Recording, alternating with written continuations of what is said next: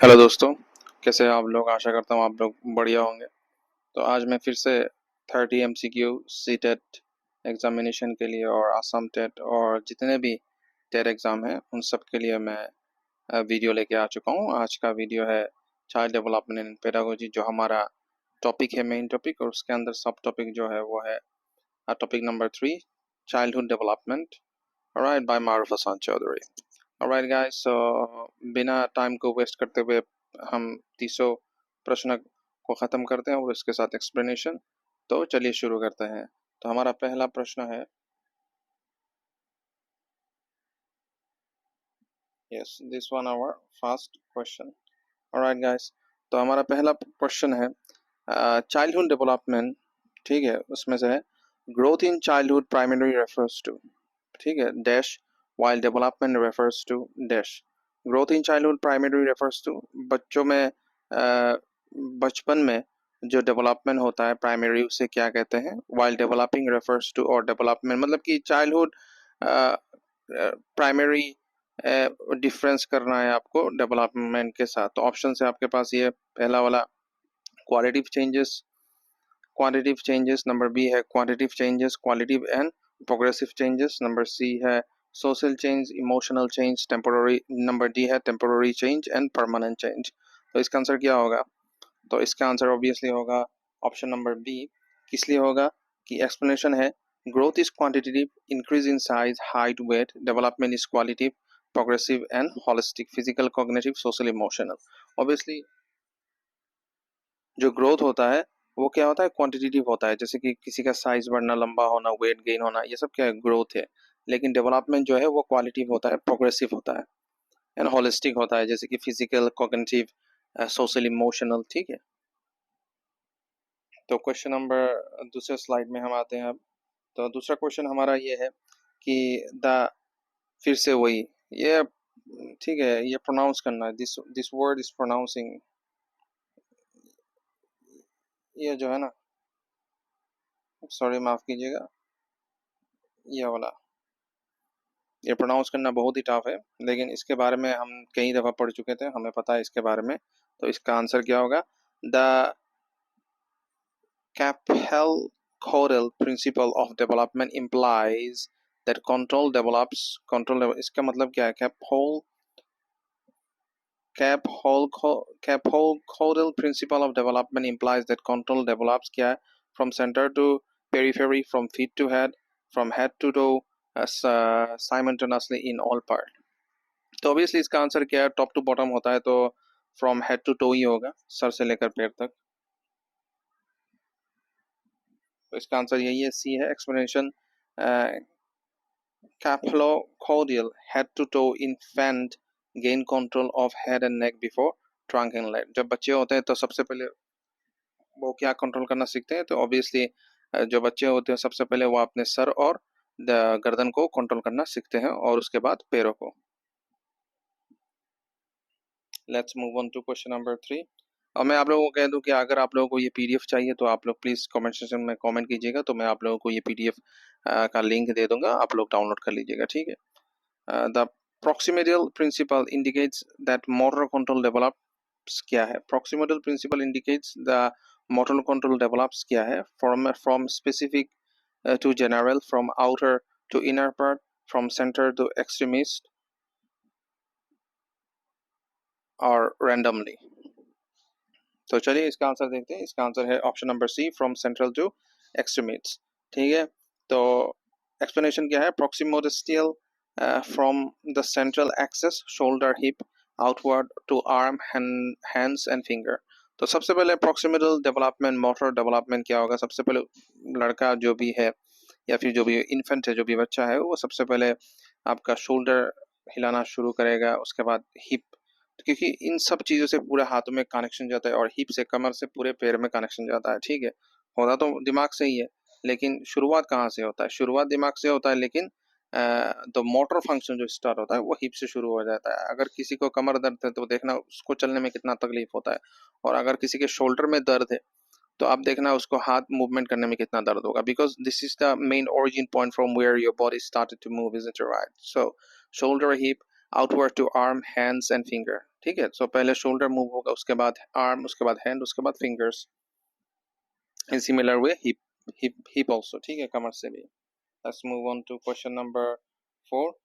Which statement about maturation and learning is most accurate? इनमें से कौन सा स्टेटमेंट है जो निम्नलिखित में से लर्निंग को प्रभावित करता है? ठीक है, तो ऑप्शन है learning occur only after full maturation is complete, maturation sets readiness, learning build on it, maturation is purely environmental, learning and maturation are identical. तो चलिए देखते हैं इसका आंसर क्या होगा। तो इसका आंसर होगा b, maturation sets readiness, learning build on it. ठीक है, मैच्योरेशन से क्या होता है, लोग रेडी होते हैं, और लर्निंग से क्या होता है, सीखना शुरू करते हैं। ठीक है, तो that's the thing that is saying it. Maturation provides readiness, appropriate experience, teaching, learning, help actualise potential. तो यहाँ पे दिया हुआ है, दिस इज द एक्सप्लेनेशन, आप लोग पढ़ के देख लीजिएगा।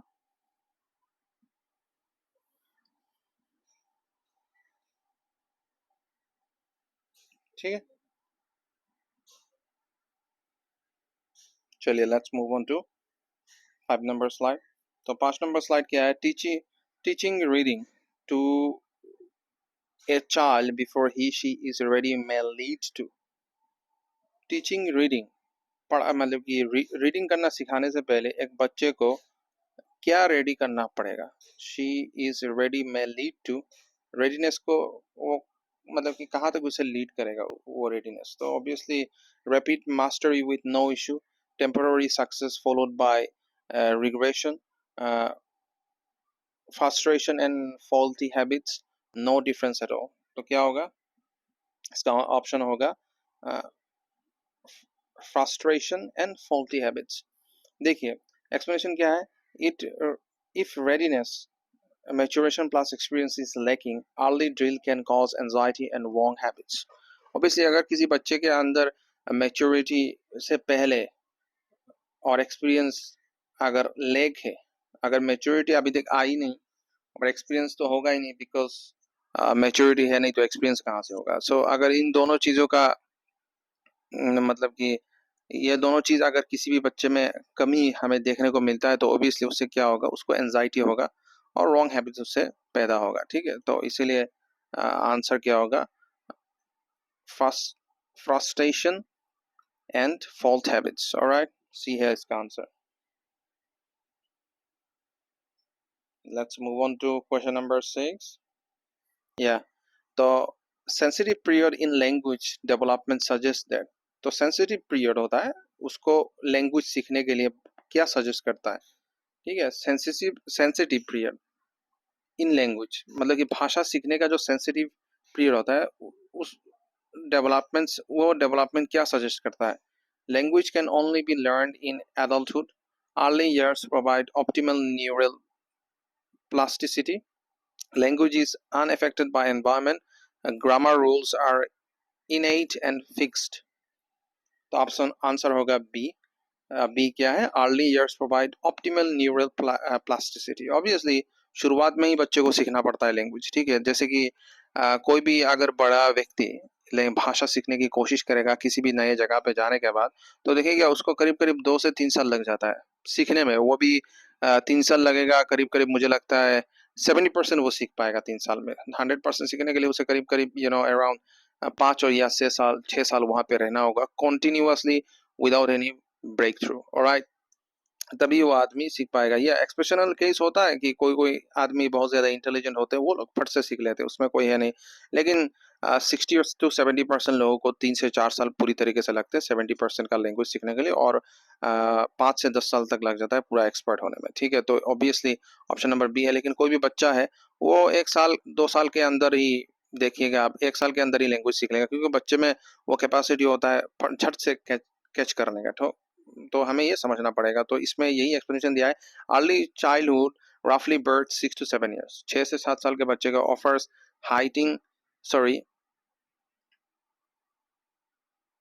heightened plasticity, rich interaction, boosts language। ठीक है, let's move on to next slide, slide number 7। So development proceed in an manner dash क्या होगा, erratic, discontinuous without sequence, predictable and continuous with identifiable sequence, uniform across all children. Obviously इसका answer C होगा. Explanation है, while the rate varies, sequence like sitting, crawling, walking are predictable and continuous. सब बच्चों में यही हमें पहली stage में दिखता है, क्योंकि उससे हमें मालूम चलता है कि ये बच्चा है, तो क्योंकि उसका पहला स्टेज क्या होता है, सिटिंग होगा, उसके बाद क्रॉलिंग होगा, उसके बाद वॉकिंग होगा. Are predictable and continuous. Predictable है, हम सबको पता है कि 2 साल के अंदर वो बच्चा पैदल चढ़ना शुरू हो जाएगा, 1 या 1.5 साल के अंदर, ठीक है, फिर दौड़ना शुरू हो जाएगा. ये सब हम प्रिडिक्ट कर सकते हैं ना. 8 नंबर क्वेश्चन क्या है, which best reflect individual difference in childhood. इनमें से कौन सा वाक्य रिफ्लेक्ट करता है इंडिविजुअल डिफरेंस चाइल्डहुड में, ठीक है. ऑप्शन ए है, all children learn to read at exactly the same age. ऐसा कुछ है क्या. नंबर बी है, children vary in pace and style of learning. Difference indicate disability. Difference should be minimised through uniform teaching. तो इसका answer क्या होगा, B होगा, children vary in pace and style of learning. Alright. Obviously हर बच्चे का गुण और उसका मतलब कि वे ऑफ स्टाइल अलग ही होगा. तो यही का एक्सप्लेनेशन किया है, variation in pace, style and interest are normal. Pedagogy should be responsive and inclusive.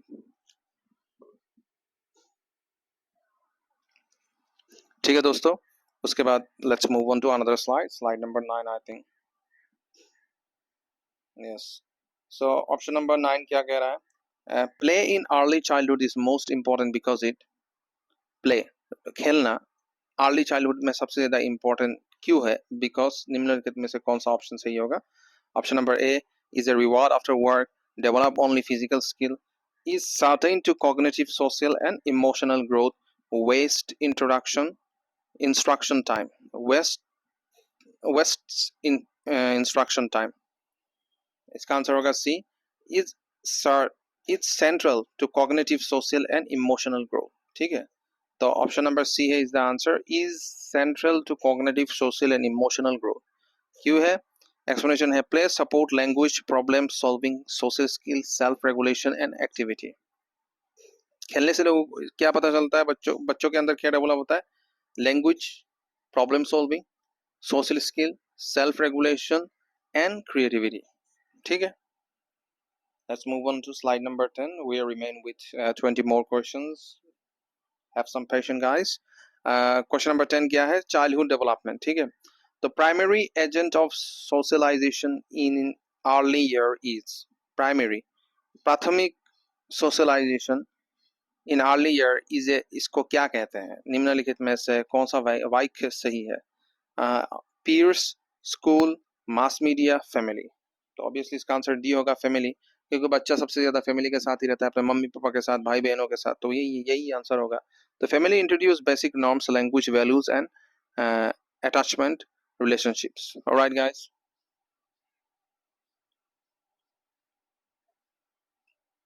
question number 11, holistic development means focus on. holistic development पूरी तरीके से, whole development, holistic development means focus on, इनमें से कौन सा option सही होगा.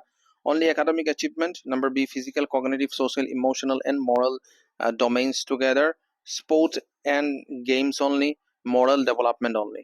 तो कौन सा आंसर सही होगा, मुझे तो पता है भाई, यह इजी है, ऑब्वियसली बी होगा ना.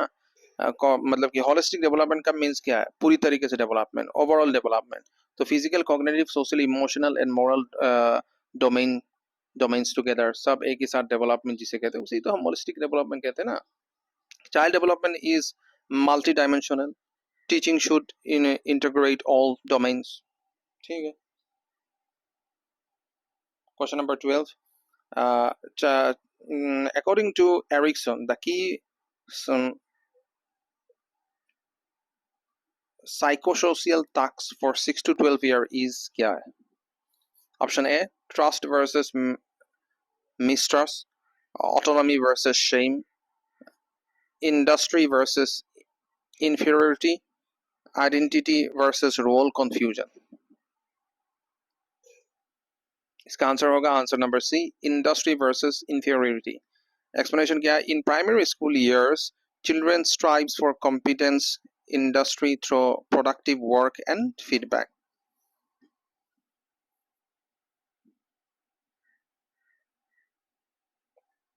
Let's move on. Question number 13. Tying shoelace is primarily a क्या है? Dash skill. कौन सा स्किल है? ग्रॉस मोटर मतलब कि शूलेस को लगा प्राइमरी, जो शुरुआत में जब शूलेस लगाना मतलब कि कौन सा स्किल है? डैश कौन सा स्किल है ये बता दो बस। Gross motor, fine motor, locomotor, reflexive. Reflexive D तो बिल्कुल नहीं होगा। रिफ्लेक्सिव मतलब कोई आपको अटैक करने की कोशिश कर रहा है, आप रिफ्लेक्स कर रहे हो। फाइन मोटर होता है, लोकोमोटर होता है, या ग्रॉस मोटर होता है। आंसर क्या होगा? ऑब्वियसली बी है, फाइन मोटर। ऑब्वियसली ये नेचुरल है इसीलिए। Explanation is a need precise finger control, eyes hand coordination, fine motor skill. Fine motor हमेशा याद रखना, फाइन जिसमें हर चीज दिमाग से लेकर हाथ से लेकर पैर तक जितने भी आपके अंग है उन सबको जो काम में लगाया जाता है उसे कहते हैं फाइन मोटर स्किल। ऑलराइट, जो प्रिसाइसली किया जाता है। बार बार मैं आप लोगों को कह रहा हूँ, अगर आप लोगों को ये वीडियो अच्छी लग रही है तो सब्सक्राइब कीजिएगा जल्दी से ही। ठीक है दोस्तों, शेयर कीजिएगा, क्योंकि I am also been trying level best to provide you, because I really don't have any kind of screen to big screen to taught you guys. बड़े तकलीफ से हम ये पीडीएफ बनाते हैं आप लोगों के लिए, और अगर आप लोग लाइक करेंगे, शेयर करेंगे तो obviously we will be get motivated to make more videos like this. So question number 14 क्या है? Children typically enter Piaget's constant concrete operational stage around. ठीक है, सॉरी थोड़ी देर के लिए मुझे माफ कीजिएगा, मैं थोड़ा एक मतलब कि कोई बात नहीं, चलिए शुरू करते हैं। Children typically enter Piaget's concrete operational stage around. Piaget के थ्योरी के अनुसार कॉन्क्रीट ऑपरेशनल स्टेज चिल्ड्रन में कब शुरू होता है? Typically 2 to 7 years, 7 to 11 years, 12 years, birth 2 years, जन्म से लेकर 2 साल तक।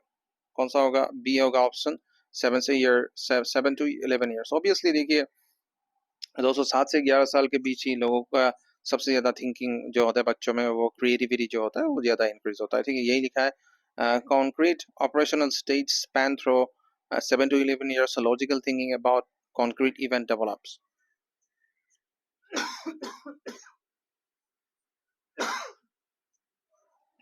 Alright guys,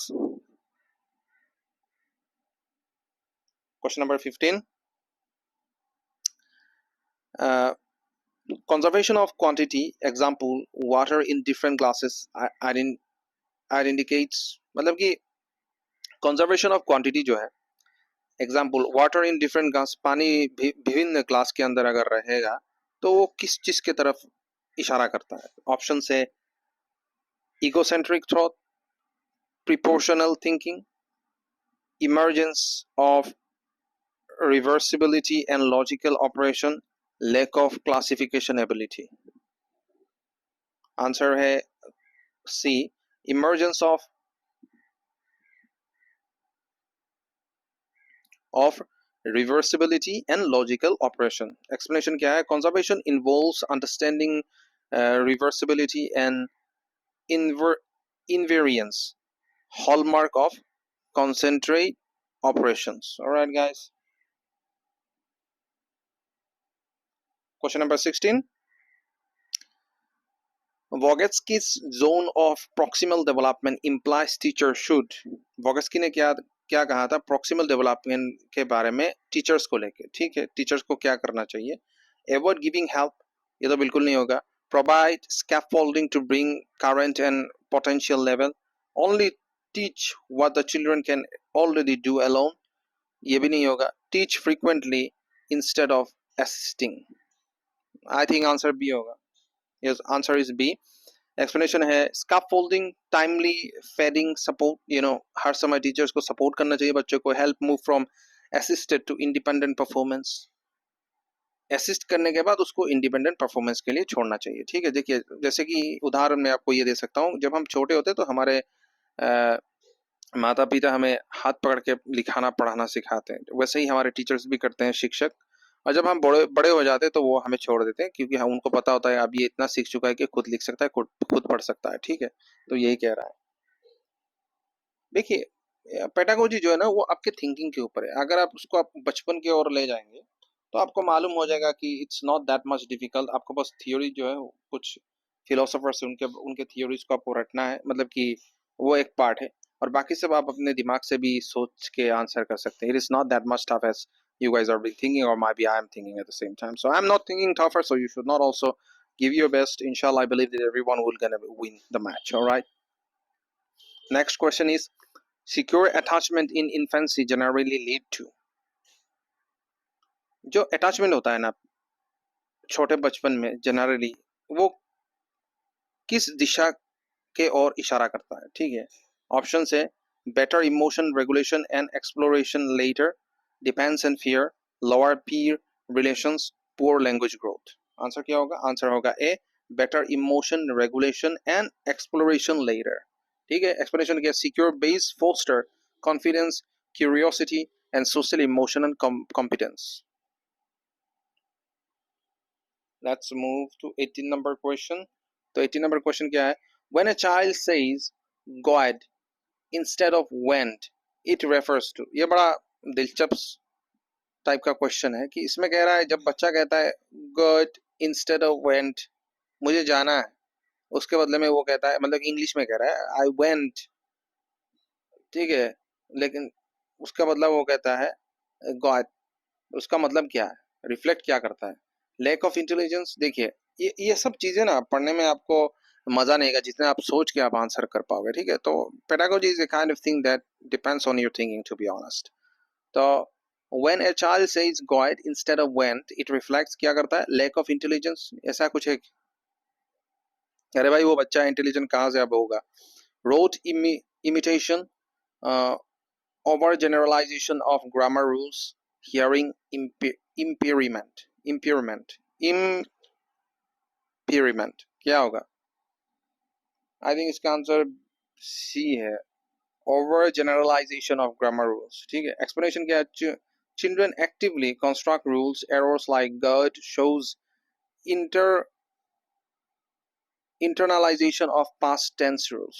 ऑलराइट, जो उन्होंने पहले सुना होगा, जो ग्रामेटिकल मिस्टेक हम हुआ होगा, उसी को वो लोग इन फ्यूचर भी यूज करेंगे, ठीक है। सो whenever you speak something in front of your kids, you should be very careful, you know, or might be your brothers and sisters if they are infant, to be honest.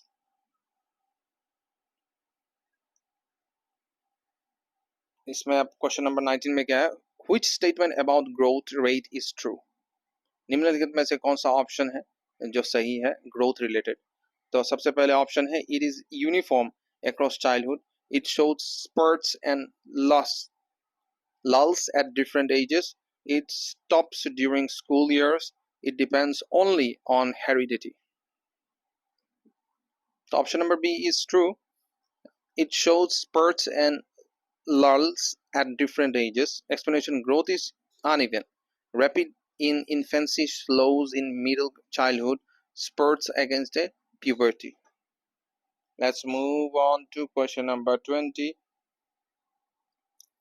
heredity and environment in development। Alright guys, तो option है heredity and environment in development, इनमें से कौन सा option को सही तरीके से इसके साथ मैच हो रहा है, हमें ये कहना है। ऑप्शन नंबर 1 है ए है ऑपरेट independently, number B है both interact, environment can modify heredity potential, heredity decided everything, environment decided everything। क्या होगा? I think option number b सही होगा, both interact, environment can modify heredity potential. देखिए environment अगर सही है तो उसका हेरिडिटी भी ऑब्वियसली सही होगा, बिकॉज अगर सही एनवायरमेंट रहते हुए किसी इंसान ने किसी कोई इंसान रहा तो उसने सही चीजें सीखे होंगे बचपन से उसी जगह पे, अगर अच्छे सोसाइटी में रहा होगा एनवायरमेंट की वजह से, तो उससे जो ऑफस्प्रिंग होगा, उसका जो बच्चा होगा, तो वो भी इसी कल्चर में ही पैदा होगा ना। तो हेरिडिटरी भी इम्पोर्टेंट है हेरिडिटी, क्योंकि उसका पिताजी जो है वो सही आदमी थे, तो वो भी सही होगा, आशा करते हैं हम। और अगर उसके साथ एनवायरनमेंट भी सही हुआ तो सोने पे सुहागा है। एनवायरनमेंट भी सही है, उसके पापा मम्मी भी सही है, तो लड़का भी सही होगा। That's the explanation. Development arises from dynamic interaction of nature and nurture. All right, so nature and nurtures, the way you know treat your children and the nature environment, both are the most important thing for development of the children. Question number 21. Frequent tantrum, नखरे जो हर वक्त दिखाते हैं बच्चे in early childhood, बचपन के वक्त, are best addressed by, इनमें से कौन सा मतलब कि ऑप्शन सही इसके साथ मतलब कि मैच हो रहा है? Number A harsh punishment, number B modelling calm behaviours, clear rotiness and guidance, rotineness and guidance, and number C है ignoring emotional fully, public shaming. Answer क्या होगा? बी होगा modeling calm behavior, clear routines and guidance. All right guys, तो यही है, support, guidance, consistency and modeling builds self regulation, harshness is harmful. यही है best tandem ka example childhood related. All right, so let's move on to 22 number slide. Yeah, that's the question. For assessing young children, teacher should prioritize क्या होगा? छोटे बच्चे को assessing करना मतलब कि सपोर्ट करने के लिए टीचर्स को क्या करना होगा? प्रायोरिटाइज, सबसे ज्यादा टीचर को क्या यू नो इंपॉर्टेंस देना होगा इनमें से, इन ऑप्शन में से? ऑप्शन नंबर ए है standardized high stake test, long homework sheets, ये तो कभी नहीं होगा. Observation, any codal record and authentic tasks, time drilling only. क्या होगा option? Option number c is absolutely correct.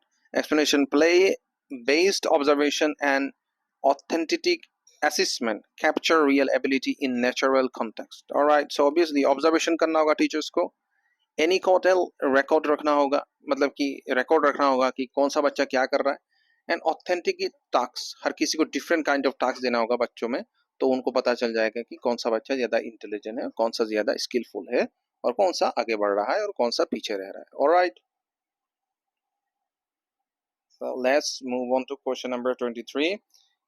Inclusive classroom in childhood development emphasize. All right, so inclusive classroom in childhood development emphasize, classroom के बारे में पूछा गया है.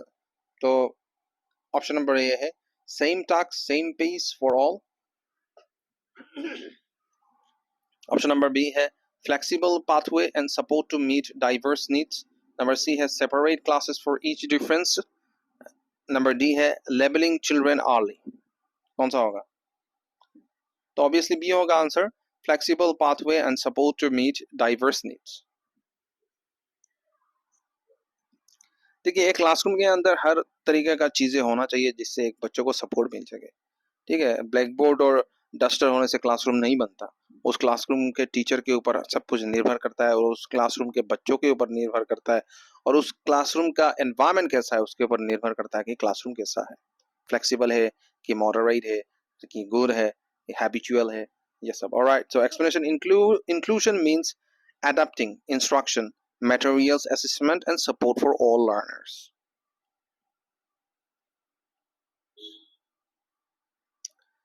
Question number 24. If boys are given construction toys and girls only dolls, this most likely lead to क्या है? देखिएगा, बच्चों को और लड़के जो हैं उनको ज्यादातर क्या है, कंस्ट्रक्शन टॉयज दिया जाता है, क्योंकि वो बच्चों को इन सब चीजों से खेलना, लड़कों बॉयज को खेलना अच्छा लगता है, और गर्ल्स को ज्यादातर देखना बार्बी डॉल दिया जाता है. ये किस लिए होता है और ये किस चीज की ओर इशारा करता है? नंबर ए ऑप्शन है enhance spatial skill for all. उसके बाद enhance spatial skill for all, no effect, reinforcement or gender stereotype and uneven skill exposure, better language for body only. तो इसका आंसर क्या होगा? Explanation: stereotype experience can limit opportunities, teacher should offer diverse material to everyone. इसका option C होगा. Option answer क्या होगा? reinforcement of gender stereotype and uneven skill exposure. All right, let's move on to our 25 number slide. According to Gardner, a child who learned best through movement and hand on tasks क्या shows करता है gardener के theory के अनुसार एक बच्चे movement से hand on task से क्या सीखते हैं logical mathematical intelligence bodily kinesthetic intelligence interpersonal intelligence, musical intelligence. Option number B है bodily kinestetical intelligence. एक्सप्लेन है bodily kinestetical involves control of body movement and skillful manipulation of body. Question number 26. In Kohlberg's framework, most young children reason at the कौन सा option होगा Kohlberg theory के अंदर frameworks के अंदर ये most young children reasons at the level of dash क्या होगा post conventional conventional pre conventional metamoral obviously इसका आंसर सी है प्री कन्वेंशनल एक्सप्लेनेशन है pre conventional morality focus on evidence and personal gain avoidance of punishment. Question number 27. Handwriting instruction is most effective when teacher ensure. Handwriting instruction सबसे ज़्यादा effective का होता है जब teachers क्या ensure करते हैं ठीक है longer practice time only, motor readiness, correct grip and posture fast, copying lengthy passages, testing speed before accuracy. इसका आंसर बी होगा motor readiness, correct grip and posture fast. Obviously motor reading मतलब कि सबसे पहले उसके हाथ पकड़ के उसको सिखाना पड़ेगा ना तभी तो होगा handwriting. 28 number question क्या है midday meal and proper nutrition in school mainly support ये हम सबको पता है only physical growth attention attendance and overall learning only sport performance punishment avoidance C और D तो बिल्कुल नहीं होगा only physical growth होगा या B attention attendance and overall learning क्या होगा ऑप्शन नंबर B होगा obviously nutrition improve energy nutrition से energy मिलता है कंसंट्रेशन एंड पार्टिसिपेशन में हेल्प होता है बेनिफिटिंग लर्निंग में भी हेल्प होता है खाना मिलेगा तभी तो आप चलोगे ना एनर्जी आएगा तो यही तो बोल रहा है last question but not the least 29 for health and safety in early childhood classroom a teacher should health and safety के लिए टीचर को क्लासरूम के अंदर क्या करना होगा निम्नलिखित में से सबसे पहला ऑप्शन है store chemical within children's reach ensure safe material hygiene routine and supervision skip fast aid training lock fire exist to prevent running. B है explanation safe environment hygiene and vigilant supervision are essential for well-being. Obviously देखिए सबसे ज्यादा hygiene को maintain रखना होगा तभी से बच्चा सेफ रहेगा हेल्दी रहेगा और अपने काम में फोकस हो पाएगा.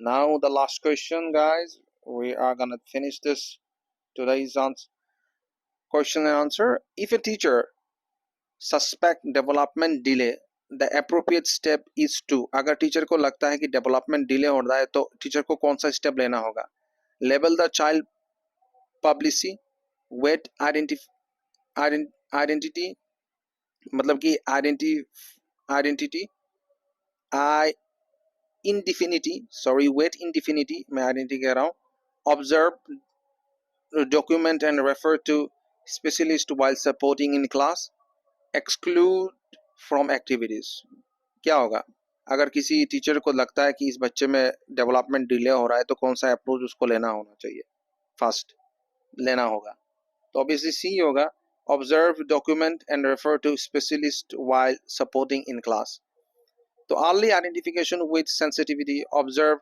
Collaborate with family refer and provide classroom support तो टीचर को क्या होना कि उसका डॉक्यूमेंट देखना होगा कि कहीं उसके पास कुछ प्रॉब्लम तो नहीं है न्यूरोलॉजिकली हो या फिजिकली हो फिर उसके बाद उसके फैमिली के साथ मिलकर बात करना होगा उसके बाद उसको क्लासरूम में सपोर्ट करना होगा ताकि वो डेवलप्ड हो ठीक है धीरे से भी सही लेकिन होना चाहिए so that's all for today's guys इतने ही थे हमारे पास आज क्वेश्चन 30 क्वेश्चन डेली का हमने खत्म कर दिया आज के लिए तो thank you very much to be staying with me hope you really like this video if you really like this video then do subscribe do like do share with your friend and don't forget to give more likes because it is necessary for me to have it अभी हम छोटे हैं लेकिन इंशाल्लाह हम कोशिश करेंगे बड़ा होने का क्योंकि बड़े होने के लिए हमें वक्त चाहिए, समय चाहिए और आप लोगों का सपोर्ट चाहिए। और अल्लाह ताला की मेहरबानी से इंशाल्लाह एक दिन हम हो जाएंगे। आप लोगों का help is very also been very important. So share कीजिएगा अपने दोस्तों के साथ इस वीडियो को, और let's see, and we're gonna just crack every kind of examination that we're gonna be held. So hope you really like this video. So see you in another video, guys. Have a nice day. Bye bye.